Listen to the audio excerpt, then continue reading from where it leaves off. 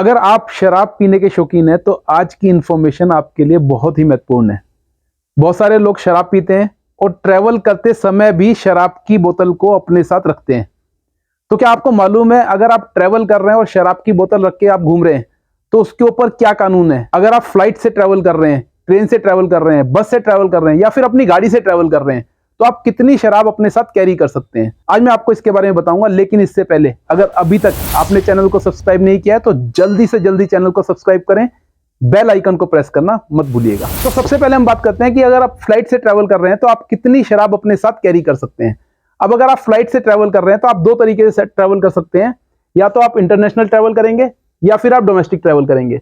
अब दोनों पे अलग अलग रूल अप्लाई होते हैं। अगर आप इंटरनेशनल फ्लाइट में ट्रैवल कर रहे हैं, एक कंट्री से दूसरी कंट्री में जा रहे हैं, तो आप अपने साथ 2 शराब की बोतल कैरी कर सकते हो, लेकिन ये 2 शराब की बोतल आपको अपने हैंडबैग के अंदर कैरी करनी पड़ेगी। और यहां पर एक रूल और अप्लाई होता है, आप ये जो शराब की बोतल है इनको ओपन नहीं कर सकते हो ट्रैवल टाइम के अंदर। इसको आपको सील के साथ इंटैक्ट रखना पड़ेगा।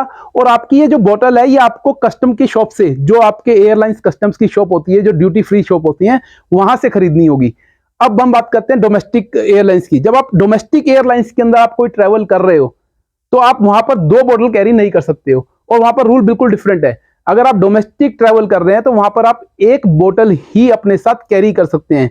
और ये जो 1 बोतल है आप ये हैंड बैग के अंदर कैरी नहीं कर सकते, आपको अपने लगेज के साथ डालनी पड़ेगी। और यहां पर भी सेम रूल अप्लाई होता है, यहां पर भी आपको ये बोतल सील पैक रखनी है और साथ में उस बोतल को खरीदने का बिल आपके पास जरूर होना चाहिए। अब अगर आप ट्रेन से ट्रैवल कर रहे हैं तो आप कितनी शराब कैरी कर सकते हैं? जनरली हमने देखा है ट्रेन के अंदर लोग कैंपा कोला की बोतल के अंदर शराब को मिला करके ड्रिंक करते हैं, और ये मैं आपको बताना चाहता हूं कानूनन रूप से बिल्कुल इलीगल है।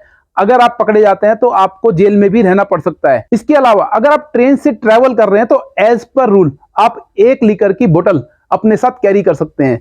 यहां पर भी आपको इस लीकर की बोतल का बिल रखना पड़ेगा, और साथ में ये आपकी लीकर की बोतल इंटैक्ट रहनी चाहिए, सील रहनी चाहिए। अगर आपने वो बोतल ओपन कर ली है और आप बीच में पकड़े जाते हैं तो आपके ऊपर जुर्माना लग सकता है। आपने फ्लाइट के बारे में भी समझ लिया, ट्रेन के बारे में भी समझ लिया। अब अगर आप बस से ट्रैवल कर रहे हैं तो आप कितनी लीकर की बोतल कैरी कर सकते हैं? यहां पर भी ट्रेन वाला ही रूल लागू होता है।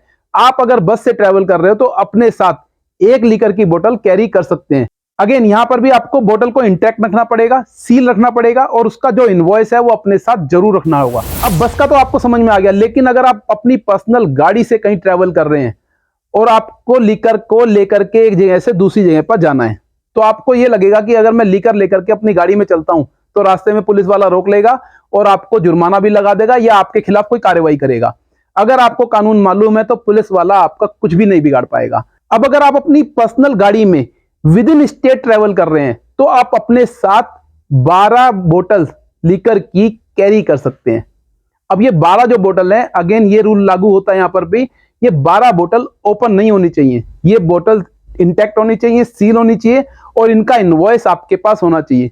अगर आप 12 बोतल तक लेकर के विद इन स्टेट एक प्लेस से दूसरे प्लेस पे जा रहे हैं तो पुलिस आपका कुछ भी नहीं बिगाड़ सकती है। अब हम बात करते हैं, अगर आपने एक स्टेट से दूसरी स्टेट में लीकर की बोतल अपनी पर्सनल गाड़ी से ले जानी है तो कितनी अलाउड है? यहां पर आप केवल 1 ही लीकर की बोतल एक स्टेट से दूसरी स्टेट में ले जा सकते हैं, और उसको आपको बंद भी रखना पड़ेगा और उसका इनवॉइस भी अपने साथ रखना पड़ेगा।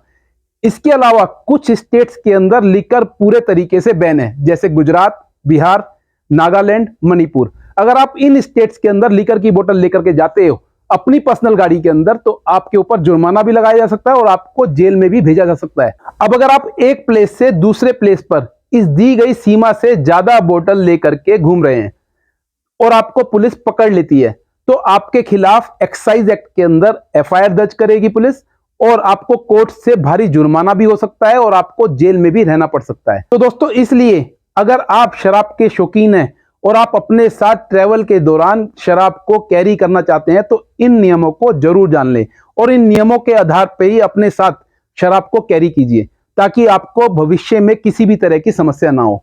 आने वाले समय में मैं आपको और भी लीगल इंफॉर्मेशन से अवगत कराता रहूंगा। मैं एडवोकेट योगेश अग्रवाल आपके सुनहरे भविष्य की कामना करता हूं। जय हिंद, जय भारत।